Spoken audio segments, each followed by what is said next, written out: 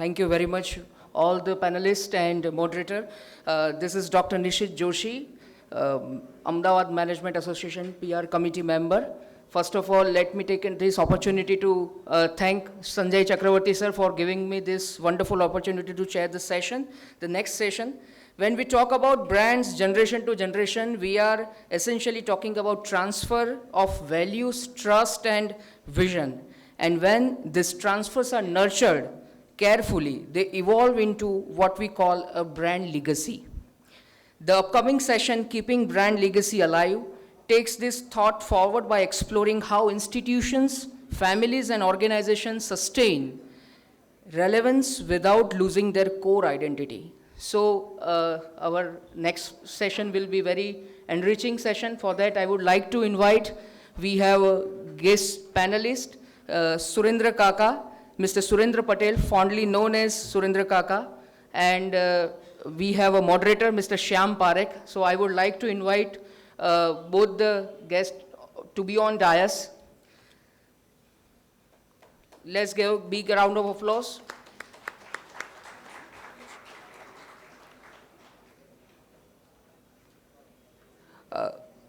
Friends, Mr. Surendra Patel, fondly known as Surendra Kaka, is a civil engineer by education and a visionary designer by passion, renowned for creating immersive living environments that seamlessly blend space, culture, and soul. His creative journey spans the globe from Russia to the United States, where he worked on diverse projects, constantly innovating and redefining design. The creator of iconic spaces such as Vishala and the Vichar Utensil Museum, which houses over 4,500 artifacts collected from around the world. Mr. Patel is also known also an avid art collector, painter, and curator, continuing to shape meaningful spaces that resonate deeply with both their makers and their visitors. Now we have moderator Mr. Shyam Parekh. Let me introduce him. Let me tell something about him. Mr. Shyam Parekh is a veteran journalist, media educator, author, and founder director of the Gujarat Literature Festival with over 25 years of experience in journalism and communication. He served as resident editor and senior editor of DNA in Ahmedabad and Mumbai, launched and led multiple newspaper editions, and has been instrumental in shaping media education through leadership roles at institutions like Oro University's School of Journalism and Mass Communication and Bharatiya Vidya Bhavan's Communication Institutes. Passionate about literature, storytelling, and training future communicators, Shyam writes in both English and Gujarati and has played a key role in elevating Gujarat's cultural and literary landscape. So please give them a big round of applause. And before we move ahead, I would like to take this opportunity to present a memento, a token of gratitude to both the dignitaries. Thank you.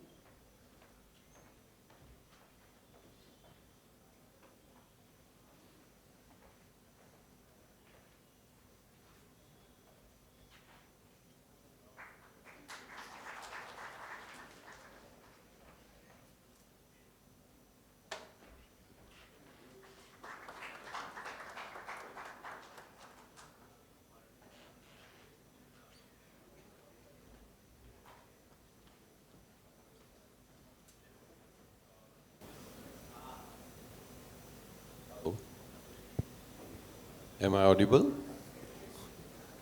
નમસ્તે. તમને બધાને મળીને આજે બહુ ખૂબ આનંદ થાય છે. સુરેન્દ્રભાઈ સાથે વાત કરવા બેસું એ વિશાલામાં જમવા બરાબર છે. એટલી જ રિચ અને ભરપૂર વેરાયટીવાળી વાત હોય છે. ડિઝાઇનર, આર્કિટેક્ટ અને પેઇન્ટર પણ છે, ફૂડ અને કલ્ચર એન્ટરપ્રેન્યોર. આઈ થિંક આપણે બહુ સેફલી એવું કહી શકીએ, સંજયજી, અભિષેક પણ કહી શકશે એમાં ઇનપુટ આપીને, કે ગુજરાતમાં કલ્ચરને લગતી એન્ટરપ્રેન્યોરશિપ કોઈએ કરી હોય તો પહેલી સુરેન્દ્રભાઈએ શરૂ કરી 50 વર્ષ પહેલાં. કારણ કે વિશાલાને આપણે એક માત્ર રેસ્ટોરાં તરીકે ના જોઈ શકીએ. It's a entity which represents Gujarat's culture, Gujarat's values, Gujarat's rustic life, and the whole experience presented in a very unique environment. એના પરથી ઘણી બધી રેસ્ટોરન્ટ્સ અને રિઝોર્ટ્સ ઇન્સ્પાયર થઈને શેપ થયા છે. સો સુરેન્દ્રભાઈ, ખૂબ ખૂબ કોંગ્રેચ્યુલેશન્સ આપને આવી સરસ લેગેસી ગુજરાત માટે ઊભી કરવા બદલ. અત્યારે 50મા વર્ષમાં વિશાલા પ્રવેશ્યું છે. આ રૂમમાં આ ઇવેન્ટમાં હાજર ઘણા બધા લોકો કરતાં લગભગ ડબલ ઉંમર હશે. So that is Vishala's legacy. અને આપણે જોઈએ છીએ કે SBR ઉપર, CG રોડ ઉપર, SG હાઈવે પર ઘણી બધી રેસ્ટોરાં શરૂ થતી હોય છે અને એક વર્ષમાં ફરીથી જઈએ તો ગુમ થઈ ગઈ હોય. તો એ પરિસ્થિતિમાં 50 વર્ષ સુધી એક ફૂડ બિઝનેસ સક્સેસફુલી ચલાવવો, જે NRI માટે પણ પેલું ડેસ્ટિનેશન હોય અમદાવાદ આવીને, તો મને હંમેશા એક જે ઇન્ટરેસ્ટિંગ વાત લાગી છે કે આપની જોડે જ્યારે વાત કરી અગાઉ બી, કે દરિયાપુરમાં આપનું બાળપણ અને ત્યાંથી કોર્પોરેશનમાં આપે જોબ લીધી, સિવિલ એન્જિનિયરિંગ ભણ્યા, ડિઝાઇનિંગનું કામ શરૂ કર્યું. તો અચાનકથી એક ફૂડ અને કલ્ચરની બ્રાન્ડ બનાવવાનો વિચાર 50 વર્ષ પહેલાં એ ઉંમરે આપને કેવી રીતે આવ્યો અને એનો ઉદ્ભવ ક્યાંથી થયો? ભવસંભવ વેતિ ભેદનમ સુખ સંપત કરુણાનિકેતનમ વ્રતદાન તપસ્ત્રિયા ફલમ સહજાનંદ ગુરુમ ભજે. રમત રમાડે રામ. આખા જીવનનો સાર કેવો હોય તો ધાબા પર ઘોડો દોડાવવો હોય તો કેટલી જગ્યા મળે, એટલી જગ્યામાં વાત કરવાની છે. બીજી એક વાત જે કહીશ એ સત્ય કહીશ, કોઈ પણ જાતની ફ્લાવરી લેંગ્વેજ વિનાનું કહીશ, અને જો એમાં ભૂલ પડે તો આ સભાના મને સમ. એટલી એક વસ્તુ જીવનમાં અત્યાર સુધી જેટલી થઈ એ તમામ જાણે ઈશ્વરે ગોઠવી હોય અને આપણા કર્મ પ્રમાણે થતી હોય એવું લાગ્યું. ફાધર મિલમાં જતા હતા, રુસ્તમ જહાંગીર વકીલ મિલ, નવા તળિયાની પોરમાં રહેતા હતા. ભણવાનું બહુ ઓછું ગમતું હતું, એટલે સ્કૂલે જવાનું નહોતું ગમતું, તો મને ટાંડા ટોળી કરીને સ્કૂલે લઈ જતા. નાકા પર કોર્પોરેશનની સ્કૂલ હતી, એમાં સામે એક હોટેલ હતી, રામ ભરોસે હિન્દુ હોટેલ. ચંદુ ડટ્ટા કરીને એક મોટા માથાભારે વ્યક્તિની હતી. તો નાનપણમાં મેં જોયું કે દિવસે જે ચા પાણી એ બધે વહેંચે છે, એના જે ચપ્પડિયા છે ધોવે છે જે ટાંટીથી, એ સાંજે છોકરાઓ ટાંટીમાં નહાતા અને એ પાણી પાછું ચાલતું. આ એક વાત મગજમાં રહી ગયેલી. પછી ધક્કા મારીને ભણી ગયા, કોર્પોરેશનમાં જોબ કરી, ₹6.75 પર ડે, ડેલી વેજીસ પર. એમાં માણસોના પગારપત્રકમાં 2 ભૂતિયા માણસ લખવાના અને એના પૈસા આપણે લઈ લેવાના.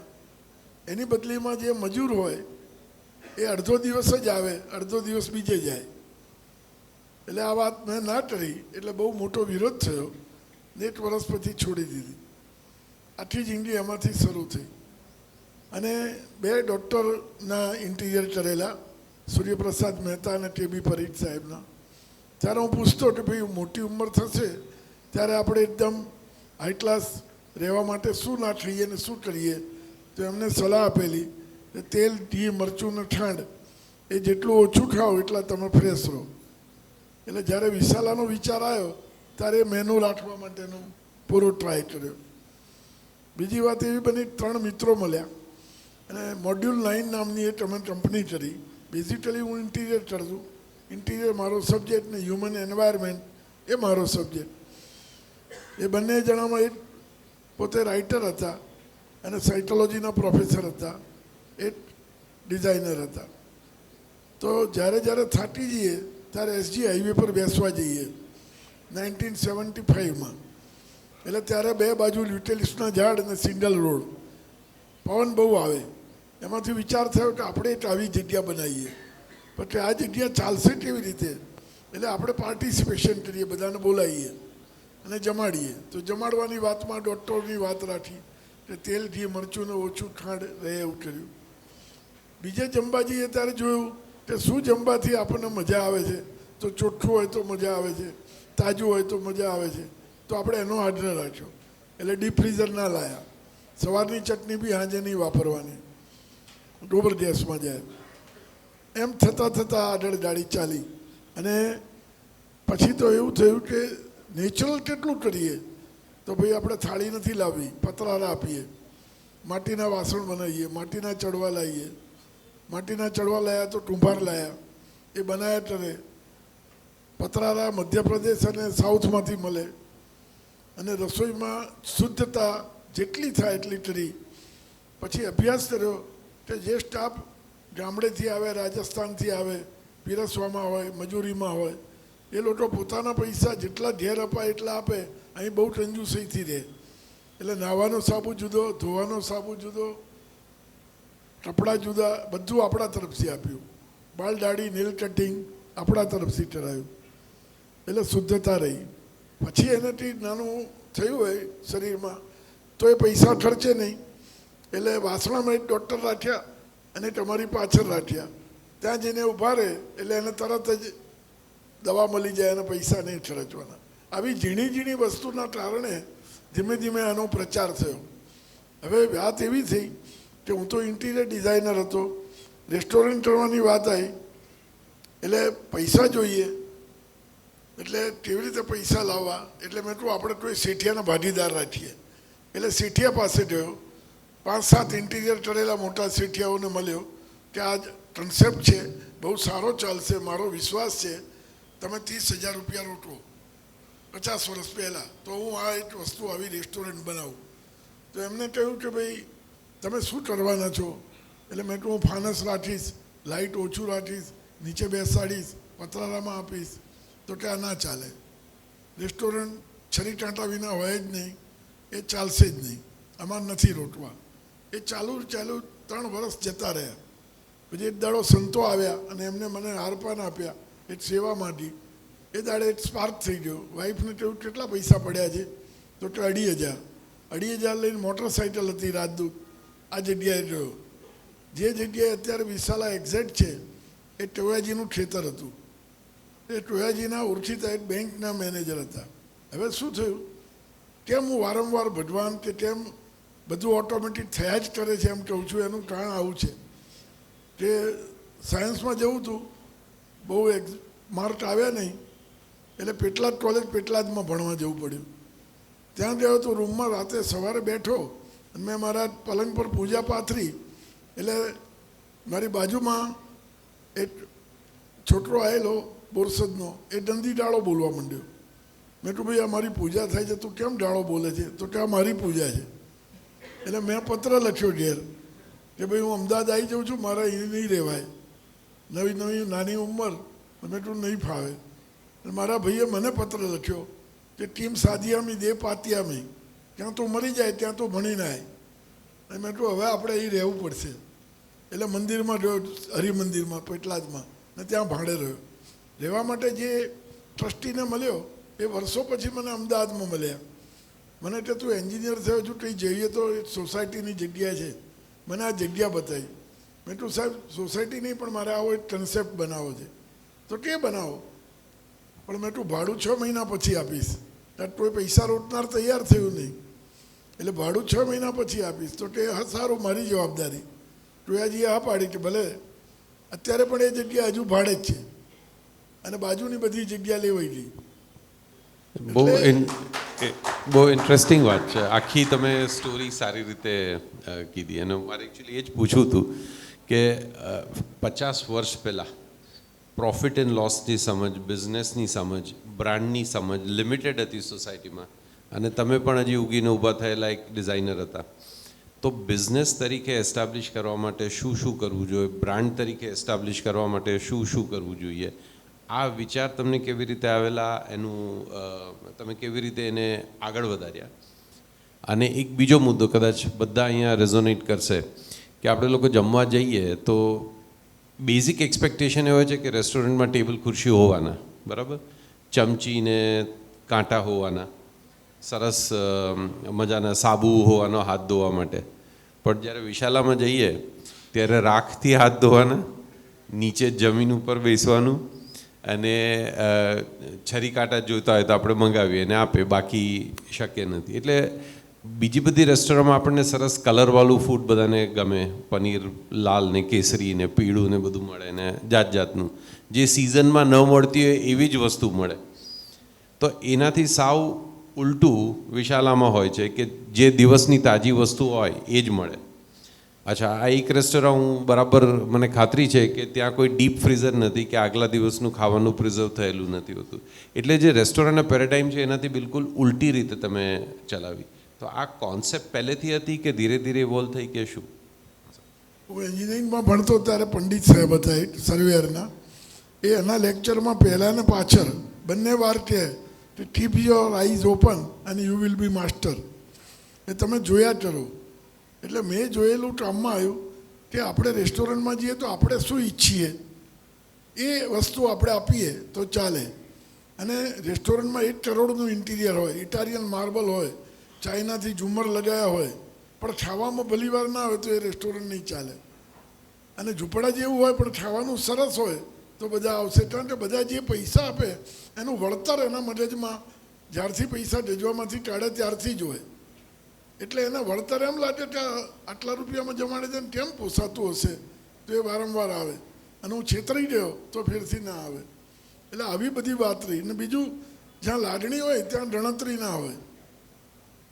અને મને કહેવાય કે નહીં ખબર નહીં, પણ આ એક્ઝેક્ટ પ્રેમ જેવું છે.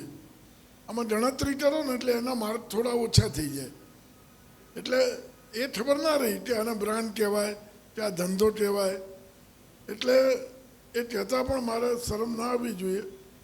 અને શાસ્ત્રમાં બી કહ્યું છે કે છેલ્લા 2 મહિના પહેલાં મારા જીવનનું તમામ દેવું પૂરું થઈ ગયું. ત્યાં સુધી આ જીવન પૈસા લાવીને જ ચાલ્યું. દરેક વખતે પૈસા લાવ્યો, પૈસા આપનાર બી થાકી ગયા, પણ બધાને પાછા બી આપી દીધા. એટલે થાય છે શું કે ઘણીવાર ડરી જવાય છે. મારે તમને બધાને એક જ વિનંતી છે, ગમે તેમ થાય ન ડરશો તો સફળતા છે ને છે જ. એ વાત એમાં કોઈ શંકા નથી. કંઈથી ને કંઈથી મા બાપનો પ્રેમ આવી જાય, મા બાપના આશીર્વાદ આવી જાય, કોઈના સિદ્ધાંત છોડ્યો તો પતી ગયું. ગાંધીજી એક ચોપડી લખેલી કે જેમાં લખ્યું હતું, એ ચોપડીનું નામ હતું ગ્રામ સ્વરાજ. 10 વર્ષ પછી અમને પૂછવામાં આવ્યું કે આમાંથી ફેરફાર કરવો છે, તો કે ના. એ વાત મને ચોંટી ગઈ. અત્યારે 50 વર્ષ પછી વિશાલમાં કોઈ ફેરફાર નહીં. અને હમણાં સાહેબે મને પૂછ્યું કે હવે શું કરશો? મેં કહ્યું હજુ કોઈ ફેરફાર નહીં. મારો સવાલ હતો કે આગલા 50 વર્ષમાં વિશાલા કેવું હશે ભવિષ્યમાં? કારણ કે ગુજરાતી લેગેસીનું ફ્લેગ હોલ્ડર છે. આના સિવાય બીજું કોઈ આપણા કોઈના ધ્યાનમાં આટલી સરસ રીતે સચવાયેલી સંસ્કૃતિ અને એને કોમર્શિયલી વાયેબલ મોડલમાં પ્રેઝન્ટ નથી થઈ. આપના ઘણા બધા પહેલુઓ છે, ડિઝાઇનર, પેઇન્ટર, અને ઘણા બધા તમે યુનિક પ્રયોગો ઘરમાં કરેલા છે. એક ઘરમાં ધૂળ લાવી, ધૂળ કાઢીને રેતી, એટલે એક બહુ ઇન્ટરેસ્ટિંગ વાત છે. આઈ થિંક એમની પાસેથી જ આપણે સાંભળીએ અને વચ્ચે વચ્ચે બીજી વિશાલાની ને બિઝનેસની વાત કરીએ. પણ આ બધાને રસ પડે એવી વાત છે. બીજી એક વાત એવી થઈ કે અમે 3 મિત્રો ઇમેજ ક્રિએટર તરીકે કંપની ખોલેલી. અને બધા મોટરસાઇકલવાળા, સ્કૂટરવાળા, એટલે 2 લીટર પેટ્રોલ ભરાઈએ એ ટાઈમ હતો. પછી એકવાર અનિલભાઈ બટેરી સાહેબે કહ્યું કે મારી સાબરમતીમાં એક સ્કીમ છે, નથી ચાલતી, એમાં તમે ટી કરી લાવો તો અમે તમને ફી આપીએ. અમે ફી નક્કી કરી અને એક એડવર્ટાઇઝ ડ્રાફ્ટ કરી કે પોલ્યુશન 10 મિનિટ પછી તમે પોલ્યુશન વિનાના વિસ્તારમાં જાઓ તો તમે શા માટે ત્યાં નથી રહેતા. તો પહેલાં અઠવાડિયે 50% ભરાઈ ગયા. અને એમને જે પૈસા આપ્યા એને અમે હરી ટાંકી ફૂલ કરાવી મોટરસાઇકલની. પછી એમ થયું કે કંઈ હજુ કરીએ. તો મારા મિત્ર અમેરિકાથી એની વાઈફ આવ્યા, આઈરિશ હતા. અમે રતનપોળમાં એમને બધું લેવા લઈ ગયા. તો એને વોશરૂમ જવું હતું. તો કૃષ્ણ સિનેમાની સામે, રૂપમની સામે નીચે 2 ભોંયરામાં વોશરૂમ છે, લેડીઝ જેન્ટ્સ. એ અંદર અડધે જઈને પાછા આવતા રહ્યા. મને કે વેરી ડર્ટી, વેરી ડર્ટી. પછી ટામાં લઈ ગયા, એમને વોશરૂમ ચા પાણી કરાયા. મને થયું આપણે આનું કંઈક કરીએ. એટલે અમે 3 જણા ભેગા થઈ કોર્પોરેશનમાં ગયા અને કહ્યું કે લાલ દરવાજે તમારી પાસે એક બાથરૂમ છે, એ અમે દત્તક લઈએ, એ તમે અમને આપો તો અમે એની અંદર ચોખ્ખું બાથરૂમ કેવું હોય એક નમૂનો અમે ચલાવી બતાવી. એટલે બાથરૂમ દત્તક લીધું, આ 75 માણસ કૂતરું પેલાડું નહીં. પછી એટલે તમે કમિટીમાં આવો તો કમિટીની મિટિંગ કરી, અમને ઇન્ટરવ્યૂ માટે બોલાયા. તો કોર્પોરેટરો ઘણા ભણેલા ઘણા નહીં, એટલે એમાં 2 કોર્પોરેટરમાંથી એક કોર્પોરેટરે પૂછ્યું કે આ યુરિન તમે લેશો તો તમને શું ફાયદો થશે. હવે એ વખતેનું થોડું જવાન લોહી અને બહુ વિવેક ના પણ હોય એવું હશે, એટલે મેં કહ્યું અમે યુરિનમાંથી યુરિયા બનાવીશું અને એક્સપોર્ટ કરીશું. એટલે એમને કહ્યું તો તમે લો. એટલે અમને દત્તક આપી. અમે 1 વર્ષ રાખી, એનું મૂત્ર મંદિર નામ આપ્યું, એકદમ ચોખ્ખી કરી દીધી, અંદર પોસ્ટરો મૂક્યા અને 25 પૈસા ખાલી ટોયલેટ જાય તો લેવાના, યુરિનલ ફ્રી. 1 વર્ષ ચાલી, 6000 રૂપિયાની ખોટ આવી. અને જે એમટીએસના ડ્રાઈવર હતા એ નહોતા પૈસા આપતા, એટલે અમે કોર્પોરેશનમાં રજૂ કર્યું કે એના પૈસા તમે આપો તો અમે આ ચલાવી શકીશું. તો એના તરફથી સમાચાર ના આવ્યા, એટલે 1 વર્ષ પછી એ બંધ કરી. બીજી વાર એવું બન્યું જીવનમાં કે ફ્લેટમાં રહેતા હતા મેઘાલય પાસે, પોળમાંથી ત્યાં જતા રહ્યા. ગ્રાઉન્ડ ફ્લોરનો પ્લોટ, મારી વાઈફ કે ધૂળ બહુ આવે છે, આપણા ઘરમાં ધૂળ બહુ આવે છે. એટલે મેં કહ્યું સારું તો એ આઈડિયા કરીએ. તો એક વિચાર આવ્યો કે ઈશ્વરે કે 2 ટ્રક જાડી રાતી લઈને મેં ઘરમાં નાખી દીધી, ડ્રોઈંગ રૂમમાં. આખા ડ્રોઈંગમાં 1.5 ફૂટ રેતી થઈ ગઈ. જે આવે એ બહારથી એમાં બેસે અને જતી વખતે ખંખેરવાનું. એ ઘરે જ એવું કે પહેલાં બૂટ સાફ નહીં કરવાના, જતા કરવાના. એવું 1 વર્ષ રહ્યું અને વિશાલા થયા પછી એને ટ્રાન્સફર કર્યું. તો આવા ઘણા પ્રયોગો થતા ગયા અને કરતા ગયા. પણ વિશાલાની વાતમાં એટલું રહ્યું કે બહુ મુશ્કેલી હોવા છતાંય એની ક્વોલિટીમાં ફેરફાર ના કર્યો અને થોડું થોડું કંઈ ઉમેરતા રહ્યા. એના લીધે અત્યાર સુધી એ સપોર્ટ મળતો રહ્યો. વાહ, વેરી ગુડ, વેરી એક્સાઇટિંગ. આટલા બધા પ્રયોગ તમે જીવનમાં કર્યા છે. તમે લગ્ન મંડપ બનાવ્યા મુંબઈમાં, પછી વિચાર મ્યુઝિયમ જે ધાતુપાત્રનું છે. પહેલી વાર આપણને ખ્યાલ આવે કે ભૂતકાળમાં રસોઈ કેવી રીતે થતી અને ફૂડ કેવી રીતે સ્ટોર થતું. માટીનું ઘર બનાવીને તમે એમાં રહેતા. આ વિશે પણ થોડી વાત કહેશો? પછી વિશાલાને 3 વર્ષ થયા પછી મને થયું કે હું તે થોડા વાસણો મૂકું.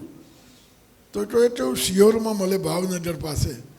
તો ભાવનગર ગયો, 11નો દિવસ હતો, ભાડાની ટેક્સી કરીને ગયો. તો એ દાડે એને કહ્યું ભાઈ મોટા વાસણો વેચાઈ ગયા, પણ ફેક્ટરી જોઈ હોય તો તમને બતાવીએ.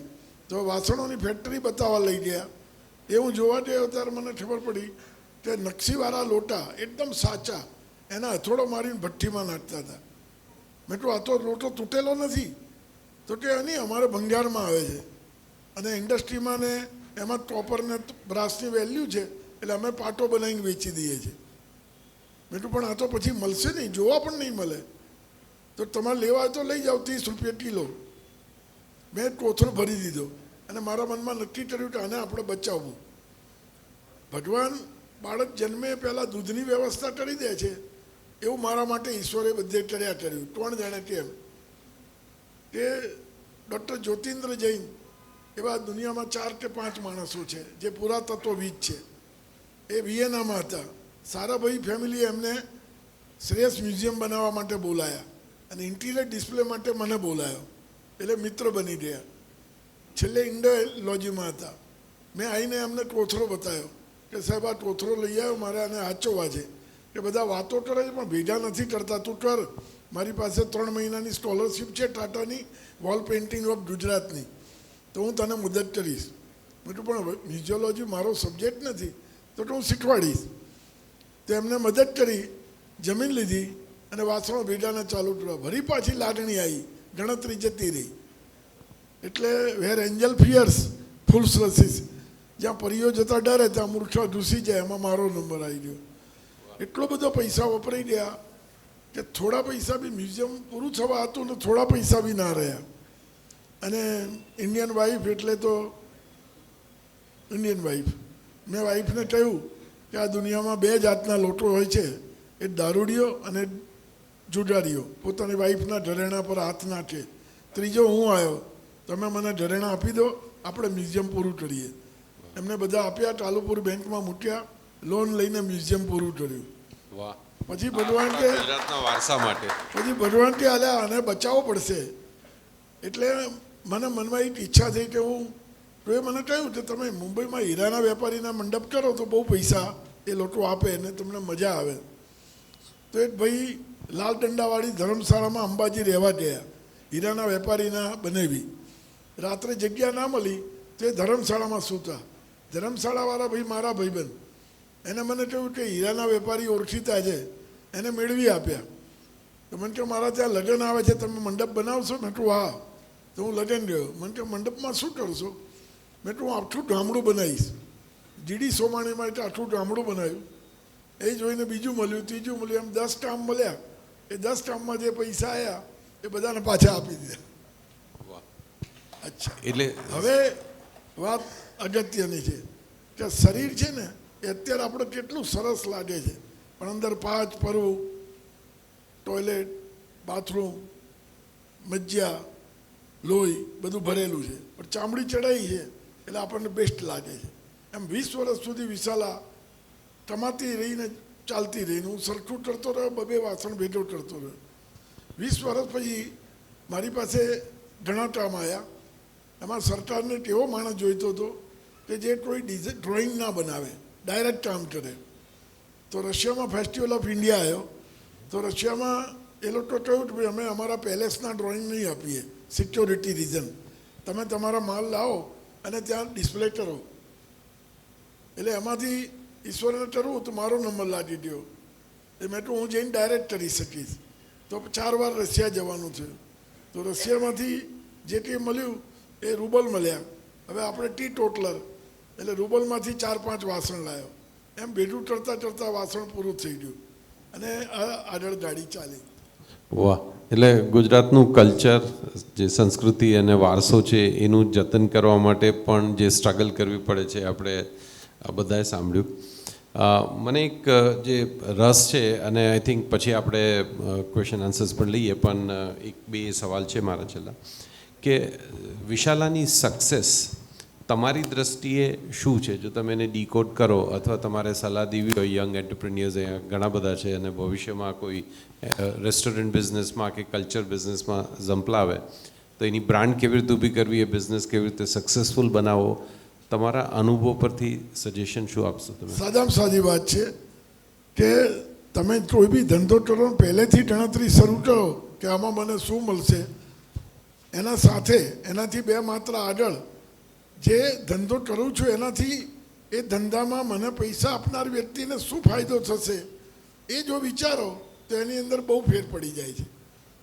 આપણે એટલું જ વિચાર્યું કે અહીં જે આવે એ શેઠિયા એવા હશે કે આપણને રાતે ખરીદી લે, તો એને શું જોઈએ છે?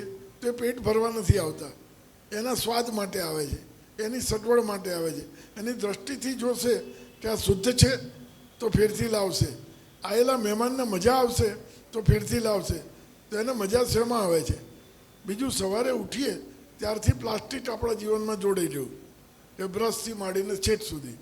એટલે પહેલો કન્સેપ્ટ ત્યાં એવો રાખ્યો કે કોઈ પણ સિન્થેટિક વસ્તુ ના વપરાય એટલી ના વાપરવી. એ તો શહેરી જીવનમાં મેં એવું ઓબ્ઝર્વ કર્યું કે માદા સિવાય 6 વાગ્યા પછી કોઈ પોતાના ઘરમાં રહેતા નથી. મિત્રોને મળવા જાય, મંદિર જાય, પબમાં જાય, રેસ્ટોરન્ટમાં જાય, પણ સાંજની ટાઈમ શહેરી જીવનમાં બહાર જવાનું દરેક વ્યક્તિને મન થાય.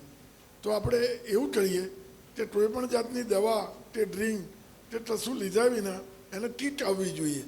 તો એવું વાતાવરણ બનવું જોઈએ કે જે વાતાવરણ એને કીટ આપે, એને શહેરી જીવનનો થાટ એનો ઉતરી જાય. તો આવી બધી ઝીણી ઝીણી વાતો જોવાથી આમાં સફળતા મળી. 1-2 મુદ્દા તમે બહુ સારા વાતચીતમાં કીધેલા કે એમને ત્યાં જે કામ કરે છે રેસ્ટોરન્ટમાં એ લોકોના નખ વધેલા છે કે નહીં, હાથ ધોયેલા છે કે નહીં, આવી રીતે નાની નાની બાબતો એ જાતે ચેક કરતા. અને હવે એમને સિસ્ટમ એવી ગોઠવેલી છે કે આ હાઇજીનના issues are taken care of, which is a very rare thing.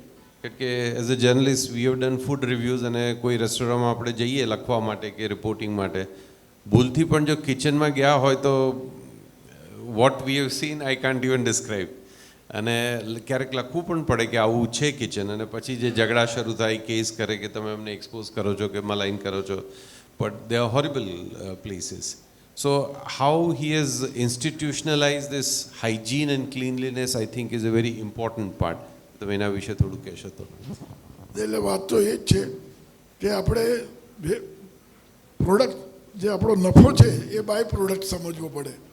જો નફો આપણો બાય પ્રોડક્ટ સમજીએ અને આપવાની વસ્તુ એકદમ સરસ આપીએ તો લાંબા ટાઈમે નફો થાય. શરૂઆતમાં કદાચ ઓછો થાય, શરૂઆતમાં બધા સમજે પણ ઓછા, પણ જેમ જેમ લોકોનો અનુભવ થાય તેમ વધારે સમજાય. તો પહેલું ધ્યાન તો કોઈ પણ ધંધામાં આપણે એ જ રાખવું પડે કે ધરાટ પહેલો અને ધરાટ ભગવાન. તો એના માટે શું આપણે કરી શકીએ? અને બીજું એવું છે કે જીવન સીધું છે જ નહીં. જેટલી આપણી માઇથોલોજીકલ કથાઓ છે એ ભગવાનને વનમાં જવું પડ્યું, ભગવાનને હેરાન થયા, ભગવાનની વાઈફ કોઈ લઈ ગયું, આ બધું થયા જ કર્યું. તો એના પરથી ક્યારેય કંટાળવાનું નહીં. આપણું જીવન બી એટલું સ્મૂથ નહીં આવે. 20 વર્ષ સુધી મને સ્મૂથ રહ્યું. 20 વર્ષ પછી એટલા કામ મળ્યા કે હું બહારગામ જઉં અને 40-50 ચેક લખી અને મેનેજરને આપું. એ મેનેજરને એક જણાએ ફોડ્યો અને કહ્યું કે તું આપણી જોડે આવે, આપણે નવી રેસ્ટોરન્ટ બનાવીએ અને આને બંધ કરાવી દઈએ. તને ત્યાં 45,000 આપે છે તો હું તને 50,000. એનું મન એટલા વખતે ભ્રમિત થઈ ગયું. ત્યાં સુધી એને કોઈ દીકરો ના કરે એટલું કામ કર્યું, એટલે વહેમ આવે જ નહીં. અને હું જેવો પાછો બહારગામથી આવ્યો તો ખબર પડી કે આખો સ્ટાફ યુનિયનમાં જતો રહ્યો છે. અને હું એક દાડો ઘેર હતો ને 11 વાગે મોબાઈલ નહીં, એ ટાઈમે લેન્ડલાઇન પર ફોન આવ્યો કે આખો સ્ટાફ બહાર જતો રહ્યો વિશાલાની. આવતીકાલે કેવી રીતે ચલાવશો? મેં શું થયું? તો કે યુનિયનમાં જતા રહ્યા બધા. હું રાતે ગયો, ભગવાનનો પડદો હતો, હરિમંદિર પહેલેથી બનાવેલું. મેં પડદામાં કહ્યું કે તમારું જમવાનું ને આરતી અમે રોજ નહીં કરી શકીએ, 6-7 દિવસ કરી શકીશું. જો તમારે અહીં બેસવું હોય તો તમે કંઈક કરો, નહીં તો તમે ઘેર ને હું ઘેર. એટલે જે ઈશ્વરે કર્યું, 50 જણા રાતે પાછા આવ્યા કે અમને તો યુનિયનમાં લઈ ગયા, હજુ જમાડ્યા નથી, લેવાનું આપ્યું નથી. એટલે પાછો વકીલને બોલાયા, રાતે વકીલને બોલાવીને ઉઠાડ્યા અને બધું લખાણ કરાયું અને એટલાને આપણે રાખ્યા. હવે 100ની જગ્યાએ 50 આવ્યા તો ઓછા પડ્યા. એટલે 36 જણાનું ફેમિલી, બધાને કહ્યું સાંજે 6 વાગે તમારે સેવામાં આવી જવાનું. વાહ, એટલે કુટુંબ પણ આવી ગયું કામમાં. અને ચોમાસાનો ટાઈમ હતો. આ એન્ટરપ્રેન્યોરશિપ છે. એ બધા લોકોએ છેક સુધી મદદ કરી અને ધીમે ધીમે સ્ટાફ પાછો થયો ને આખી રિકવર થયું. પણ 22 વર્ષ કેસ ચાલ્યો. હું 22 વર્ષ સવારમાં નહીં ધોઈને સીધો કોર્ટમાં. 22 વર્ષ લાઈફના. બહુ મોટી ચેલેન્જ છે. અને 8 કરોડ રૂપિયા ખર્ચા થયા. વળી પાછા ઈશ્વર આવ્યા કે પૈસા ક્યાંથી લાવવા? તો જેટલા શેઠિયાઓના મેં કામ કરેલા એ બધાએ બોલાવીને મને રોકડા રૂપિયા આપ્યા, ચેક આપ્યા. અને કોઈએ મારી પાસે લખાણ ના લીધું, મારો ચેક ના લીધો કે તું લડ. મારા આડળિયા મને પહેલેથી શોર્ટ હતો, એટલે પ્રીએફ, ગ્રેજ્યુટી, લીવ એન્કેસમેન્ટ, મેડિકલ હું પહેલે દિવસથી આપતો હતો. વાહ. એટલે એના લીધે મારી રેસ્ટોરન્ટમાં મારી ટ્રેક રેકોર્ડ તૈયાર હતો. પણ તમારા પર લેબરનો એક કેસ થાય તો 2 વર્ષ ચાલે, 2-3 લાખ રૂપિયા થાય અને જ્યારે કોર્ટમાં તમે બતાવો ત્યારે નીકળી જાય. લેબર લોઝ આપણા એટલા છે. અત્યારે એવો જ કાયદો છે કે તમે 3 વર્ષ સુધી કોઈનું ખૂન કર્યું હોય અને જો કોર્ટમાં ના જાઓ તો તમારો કેસ લે જ નહીં. પણ તમારે ત્યાં કોઈ જોબ કરતો હોય એ 20 વર્ષ પછી તમારા પર કેસ કરી શકે કે મને નથી મળ્યું, તમારે સાબિત કરવાનું. એ 22 વર્ષ મારા જિંદગીને એવા જોયા. અને ઈશ્વર એટલે કરું છું, ના મારી બુદ્ધિમાં ફેર પડાયો એ પછી મારા જિંદગીના શ્રેષ્ઠ કામ થયા. અને ભગવાનની શ્રદ્ધા ઓછી ના થઈ. શ્રદ્ધા જ લઈ ગઈ મંજિલ સુધી. મને રસ્તો ભૂલી ગયો હતો ને તો દિશાઓ બી બદલાઈ ગઈ. વાહ. એ આ ઈશ્વર છે. શ્રદ્ધા ઈષ્ટદેવ હોય, શ્રદ્ધાનો વિષય છે. તમે જેટલો તમારા ઈષ્ટદેવ પર ધ્યાન આપો ને એના થઈને રહો. એટલે કે અમારા સંતો કહે ને કે કોઈની પત્ની થઈને આવી હોય તો એના માટે પેલો આટલું ગામ વેચી દે પત્નીને સાચવવા. એમાં આપણે ઈશ્વરના બાળક તરીકે રહીએ તો એ આપણને સાચવે. બાકી એમાં દ્રઢતા અને સિદ્ધાંત એ બે નહીં છોડવાથી કોઈ પણ ધંધામાં ખૂબ સફળતા મળે છે. આઈ થિંક આ બહુ સરસ ફોર્મ્યુલા છે, દ્રઢતા અને સિદ્ધાંત. લગે રહો. That's a very nice take away. આપણે થોડા પ્રશ્ન જવાબ લઈ લઈએ before we close. Would anyone like to ya please? એક વાત વચમાં કહી દઉં, પછી આપ પૂછજો. ઇન્ટિરિયર ડિઝાઇનર ચલો ખુરશી બનાવવાની હોય તો ચોપડીમાં જ જોવી પડે. એટલે એમ થયું કે આપણે ખુરશીનું મ્યુઝિયમ બનાવીએ. એટલે છેલ્લા 18 વર્ષમાં મહેનત કરી અને 1500 ચેર આખી દુનિયામાંથી ભેગી કરી, 1 ઇંચથી લઈને 6 ફૂટ સુધીની. એના 3 શેડ બનાવ્યા. હવે એમાં ઘણા પૈસાની જરૂર છે, એટલે ધીમે ધીમે આ પૂરું થાય તો એનું પણ એક મ્યુઝિયમ અમદાવાદને આપણે આપીશું. Chair museum. હા, ચેર.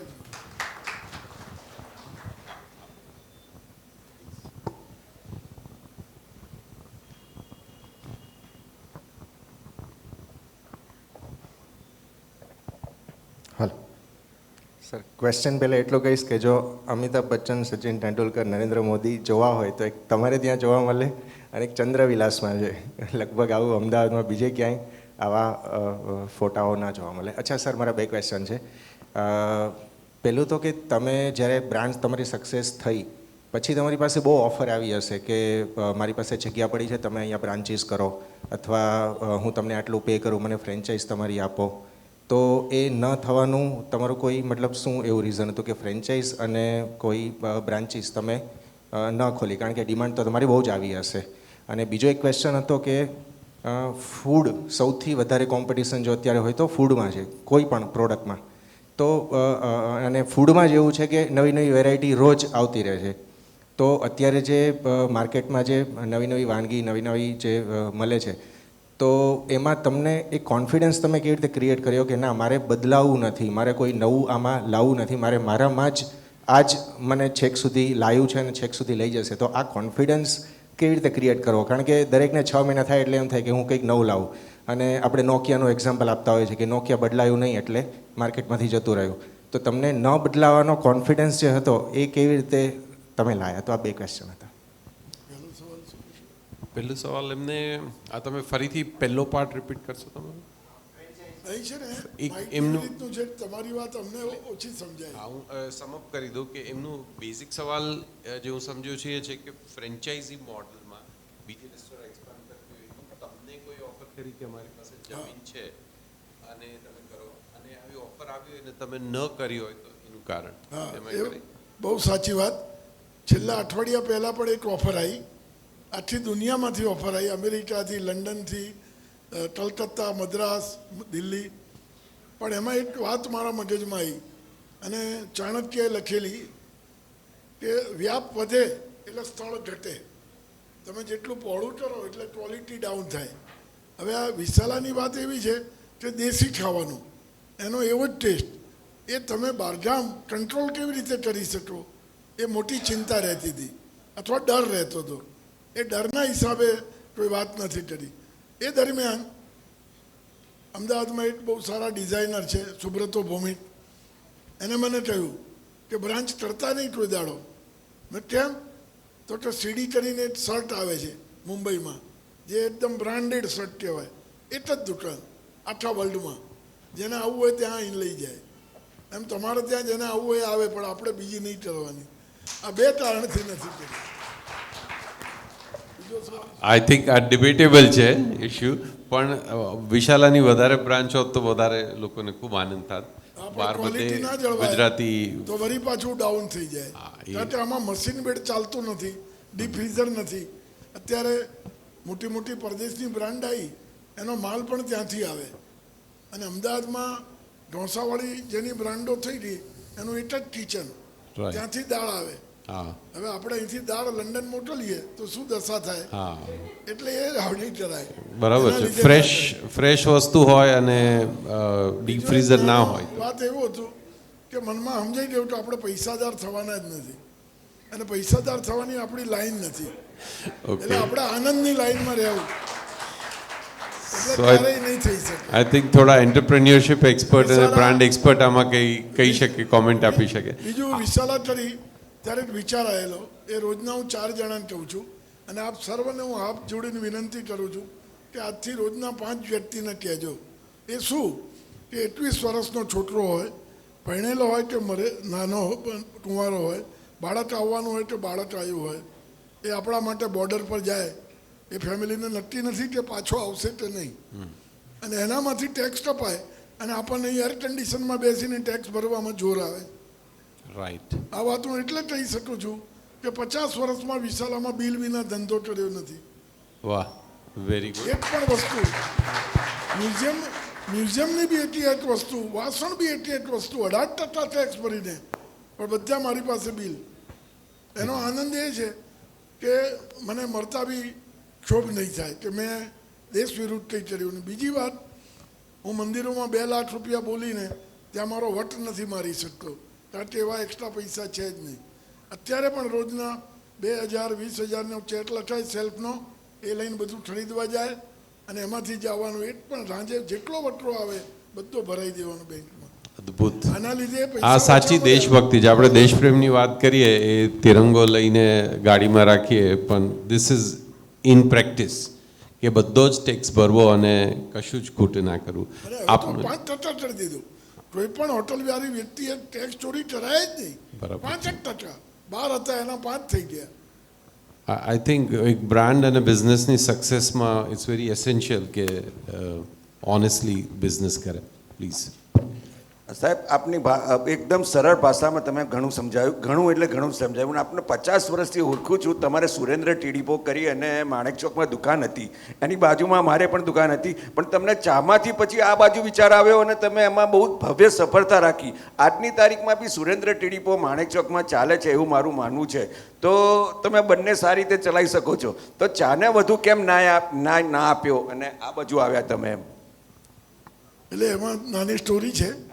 ફાધર મિલમાં જતા હતા અને 14,000 રૂપિયા એ વખતે એમના પ્રોવિડન્ટ ફંડના આવ્યા. તો માણેકચોકમાં એક દુકાનમાં કરિયાણું લેવા જતા હતા, ભીમાજી લુંબાજી. એને કહ્યું કે છોકરાઓને મારે મિલમાં નથી મૂકવા, ટાંઠલા ચૂસવા, કારણ કે ટેક્સટાઇલ મિલમાં ટાંઠલો આવે, એમાં દોરો જતો રહે એટલે એને ચૂસવો પડે, એટલે એને લીધે ફેફસામાં ફાઈબર જાય અને છેલ્લા બધા જ ટીબી થાય. એટલે કે મારે દીકરાઓને ટેક્સટાઇલમાં નથી મૂકવા. તો કે બાજુમાં એક ઉસ્માનિયા ટીડીપો છે, એ વેચાય છે, તમે લઈ લો. એટલે અમે લઈ લીધી. તો હું નાનો હતો, તો શું નામ રાખવું?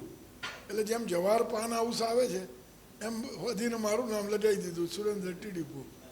હવે ઘરમાં ભણતો હતો, હું નાનો હતો, ત્યાં ઇનામી સેલ ચાલતું હતું.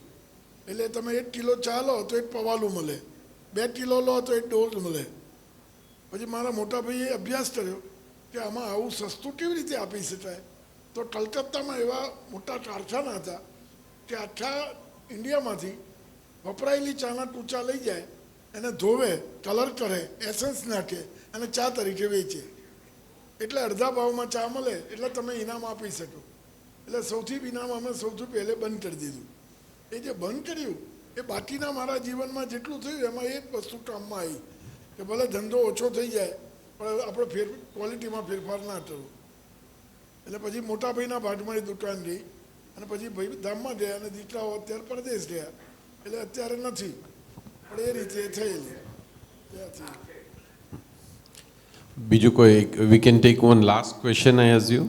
નિશિતભાઈ, સંજયજી, એક one last question we take and close. Because I don't have a question, but I appreciate and I'm getting it related that even at that time you has thought about the brand and the image which has to be done, right? Yeah. Thank you so brand much. અને image વિશે તમે એ વખતે આટલા conscious છો અને તમે જાળવી એનું એમને બહુ આનંદ છે કે કેવી રીતે તમે એ વખતે 50 વર્ષ પહેલાં તો એ કોન્સેપ્ટ નવી જ હતી.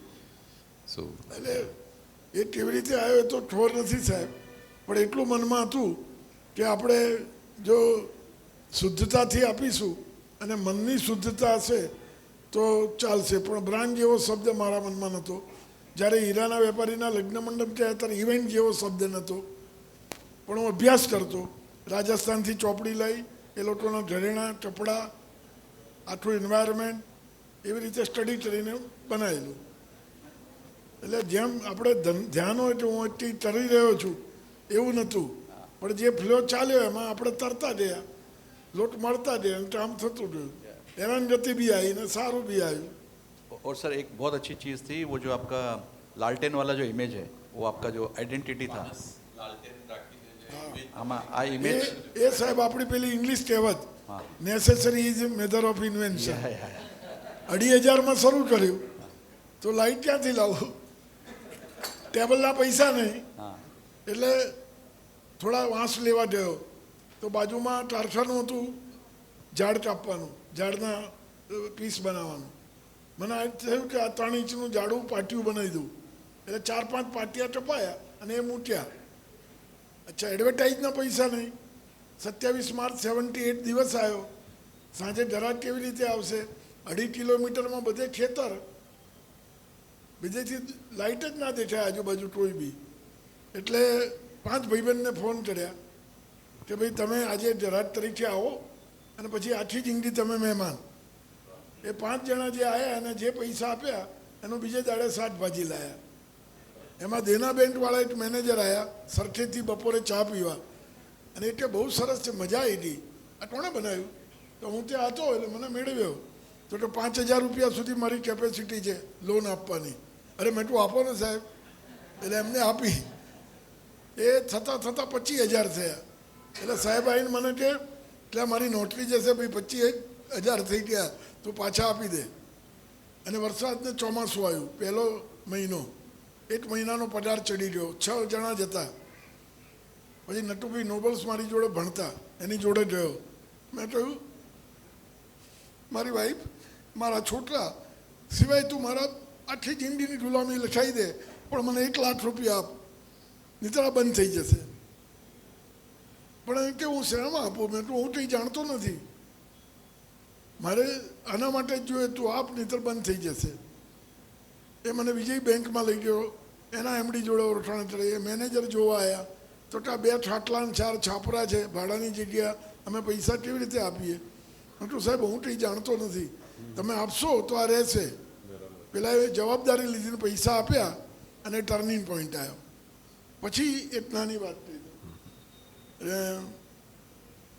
જે બી મારી વાત પૂરી કરવા માંગતા હોય ખોંઠારો ખાશે એટલે હું બંધ કરી દઈશ. નીરુભાઈ દેસાઈ ઈટની ઇમારત લખતા ગુજરાત સમાચારમાં, એમના દીકરી વિશાખાબેન, એ આર્કિટેક્ટ, અમેરિકાથી આવ્યા. તો કે પપ્પા મારાથી બહાર જમવા જવું છે, તો કે પેલી ઝૂંપડાવાળી થઈ છે ત્યાં જા. એ આવ્યા ને એને એટલી મજા આવી રાતે. એના પપ્પાને જઈને કે પપ્પા તમે છાપું ચલાવો છો પણ આવી વસ્તુ તમે લેતા નથી. એને શ્રેયાંશભાઈને કહ્યું, શ્રેયાંશભાઈ ઝવેરલાલ મહેતાને કહ્યું. તો આ સુરેન્દ્ર ટીડીપોમાં ઝવેરલાલ મહેતા આવતા એટલે હું ઓળખતો, સરસપુર રહેતા. એટલે આવ્યા, મને કે મને ફોટોગ્રાફીનું કહ્યું છે, મોડલ લઈ આવો. મેં કહું મોડલ આવ્યું હોય તો પૈસા ક્યાં જેટલા? તો એમની દીકરી અમારી જોડે કામ કરતા 2 બહેનોને ઊભા રાખ્યા અને માછડા પર એક ફોટો પાડી 5 કોલમમાં એમને ગુજરાત સમાચારમાં આપ્યો. એ ટર્નિંગ પોઈન્ટ આવ્યો. વાહ, વેરી ગુડ.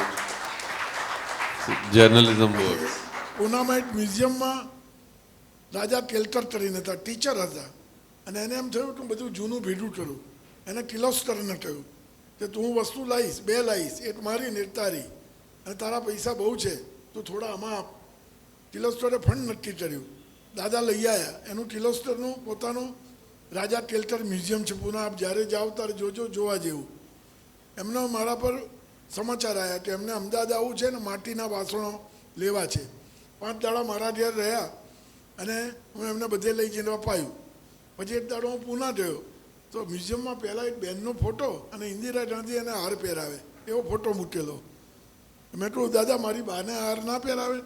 ફાધર તો 4થીમાં ઓફ થઈ ગયેલા, બાએ મોટા કરેલા. મેં કહું બાનો ફોટો મૂક્યો છે મેં મ્યુઝિયમ પાસે, તો એ ના આપે તો પહેરાવે. તું લખ, આ કાગળ મેં લખ્યો તો તું એને લખ. એનો કાગળ લઈને મેં પત્ર લખ્યો. 6થા દિવસે એમનો પોતાની ફેલ્ટ પેનની સહી સાથે કાગળ આવ્યો કે I inform the chief minister as well as my office to arrange my visit whenever I in Ahmedabad. અને એ આવ્યા.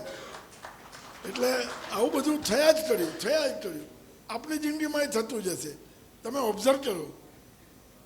અને પહેલું તો 100 માર્ક આપણને શરીર મળ્યું, આખું શરીર મળ્યું, સારા વિચાર મળ્યા. નહીં તો અહીં કોઈ બેહે સાહેબ મુજરામાં ના જાય, ડાન્સ ચાલતો હોય તો ના જાય. એટલે અહીં બેઠેલા એક જ વ્યક્તિ મારી રીતે ઉત્તમ જીવ છે, એમાં ક્યારેય ડરવાનું નહીં. અને દર ફેરી હું કહું કે મુશ્કેલી હોય, સુખ હોય તો ભોગવજો. આટલા બધાને ને ક્યારેય કંઈ ગડબડ હોય તો મને મળજો. Thank you. આપણે પૂરું કરીએ પહેલાં બે છેલ્લા સવાલ જેમને હાથ ઊંચા કરેલા છે એમને અભિષેક અને યા તમે. મારો એક જ પ્રશ્ન છે કે બધા તો આજની તારીખમાં એડવર્ટાઇઝિંગના નામે જાહેરાતો મૂકે છે. તમારી જાહેરાત બહુ અલગ છે, કારણ કે છાપામાં આજે વિશાલા આરક્ષિત છે એવી જાહેરાત આવે છે, આવકારની જાહેરાત નથી હોતી. આની પાછળ નહીં આવતા એવી હોય છે. હવે એવું છે કે તો અબૂધ વસ્તુ હતી, બહુ બુદ્ધિથી નહીં કરેલું, પણ પહેલી વાર જ્યારે આરક્ષિત કર્યું ત્યારે 6-7 જણા પાછા ગયા કે ભાઈ આજે આરક્ષિત છે. હવે ઘેરથી નીકળ્યા હોય, નક્કી કર્યું હોય કે મારે જમવું છે, ભૂખ બી લાગી હોય, અને તમે આપણા બાયણે આવ્યા પછી એમ કહો કે સોરી આજે નહીં આવવાનું અંદર, તો એ ઘરાટ માટે બહુ ખરાબ. એટલે પછી થયું કે આપણે એડ આપી દો કે ભાઈ આજે ના આવતા કાલે ગોઠવજો, આજે આરક્ષિત છે. એમાં થઈ ગયું. એટલે મેં જોયું ને ભૂલી ગયા તો ભગવાને બતાવી લીધા. હા હા please ya go ahead. I think બહુ યુનિક એડ છે. નમસ્તે સર, હું પોતે સ્ટ્રક્ચર ડિઝાઇનર છું, પણ અમારો બિઝનેસ છે બેંગલ્સનો. તો સર અત્યારે ટેસ્ટ બદલાઈ જાય છે, તો એમાં લેગસીને કેવી રીતે કન્વે કરવી? કારણ કે જે મણિયાળ મારી જે સરનેમ છે બેંગલ્સની, અમે મેન્યુફેક્ચરિંગ કરીએ છીએ. હું સ્ટ્રક્ચર ડિઝાઇનર છું, બટ સ્ટીલ હું એ લેગસીને કન્વે કરવા માટે એમાં ઇન્વોલ્વ થયો છું. પણ સર હવે લોકોને બંગડી પહેરવી જ નથી અત્યારની ગર્લ્સને કે વુમન્સને, તો આ લેગસીને આગળ કેવી રીતે લઈ જવી માટે? આઈધર મને લાઇન ચેન્જ કરવી પડશે, નામને આગળ લઈ જવું છે મારું નામ, તો મારે લાઇન ચેન્જ કરવી પડશે. આઈધર લોકોને કેવી રીતે એટ્રેક્ટ કરવા કે મારે તો લેગસી લઈ જવી છે પણ લોકોને જોઈતું નથી, તો પીરસવું કેવી રીતે? એમ એવું કે છે આમ પોતે સ્ટ્રક્ચરલ એન્જિનિયર છે વ્યવસાય, પણ એમને ફેમિલીની લેગેસી છે બંગડી બનાવવાની, મણિયાર કુટુંબની. કે છે આજે બહેનોને બંગડી પહેરવી નથી, તો મારે આ જે વારસો છે એ આગળ કેવી રીતે લઈ જાઓ? બંગડી જેવો આપણો વસ્તુ.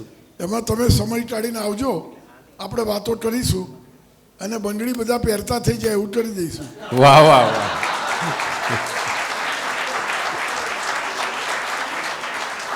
એક બીજો રસ્તો છે કે બંગડી ઉપર જે એક એવું છે કે આ મહિલાઓ માટે જ છે, બીજી એ એક વાત- વિચાર દૂર કરીને તમે એને પુરુષો માટેની પણ બનાવી શકો. અત્યારે ઈશ્વરે એક સ્પાર્ક આપ્યો એ કહું છું તમને, અને બધા હસશે પણ તમે ડરતા નહીં, તમે બંગડી પહેરવાની ચાલુ કરો. વાહ. એકચ્યુઅલી બ્રાન્ડિંગ તમે શરૂ કરો પોતે પહેરવાની પહેરીને. ચાલુ કરો, મારા માપની એક આપો, હું કાલથી પહેરું, બધા પુરુષો પહેરતા થઈ જશે. વાહ વાહ. આપણે પત્નીનું સૌભાગ્ય માગીશું. કારણ કે આમાં શું છે, હિંમત કરીને કંઈ ચલાવવું પડે હિંમત કરીને કંઈ. અદ્ભુત. આ સોશિયલ પેરેડાઇમ બદલે એવી વાત થઈ. આ વાત તો હજી ઘણી થઈ શકે, અને સુરેન્દ્રભાઈ પાસે તો ભંડાર છે વાતચીતનો, કલાકો સુધી વાત થઈ શકે. પણ ફરીથી ક્યારેક બીજી કોઈ બ્રાન્ડ સમિટમાં, બીજી કોઈ ઇવેન્ટમાં આપણે વાત આગળ વધારીશું. ત્યાં સુધી સૌને ખાસ આમંત્રણ છે કે વિશાલામાં જમતા રહેજો. હું તો આજે જવાનો જ છું મહેમાનો સાથે, પણ બધાને ખાસ જવું, કારણ કે આ આપણો વારસો છે, આ માત્ર ધંધો નથી. એમને પોતાનું જીવન આખું સમર્પિત કરી અને ગુજરાતી ફૂડ કલ્ચર સુરક્ષિત રાખવાની કોશિશ કરી છે. ખૂબ ખૂબ આભાર. ખૂબ આભાર. પત્નીને બહુ માર્ક આપવા પડે. પહેલાં વાસણો ઘરમાં લાવવાના શરૂ કર્યા તો લગભગ 80% વાસણો એમને ઉડક્યા. એક નાની બીજી એક વાત છે, તમને ફાવશે એવી. ટાઈમ પૂરો થયો પછી કહીશું કોઈ દાડો.